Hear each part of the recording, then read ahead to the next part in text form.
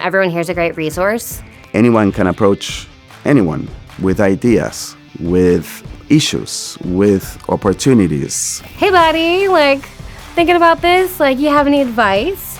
Some of my coworkers are just encyclopedias and know off the top of their head just what you should do. And you're like, oh yeah, I did this 10 years ago. This is what you should do instead. So it's nice to have those people who have tried and failed at those things so that they can help you get a better and clearer picture without wasting your time for something that they've already fixed, essentially. Seeing the other chefs on the team get inspired to try something, which is another amazing thing about being at Cuisine Solutions, is that the culinary teams have that freedom to take an idea and run with it.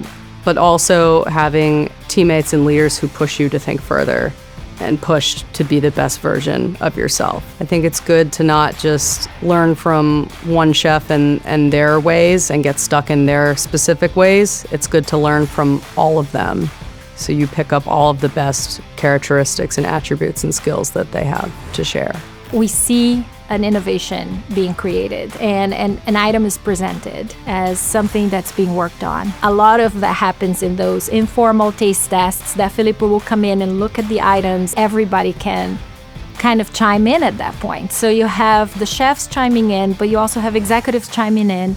I may be there and I may chime in, knowing what opportunities are out there, what relationships we have. So it becomes a collaborative effort, I would say, at that point. My standards are really high. Every single detail that goes into cooking, preparing, and eating, they have to be taken into consideration. I love the environment that we have.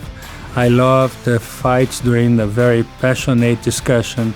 And I love the toasts, the hugs, the parties that we basically do every day in this business.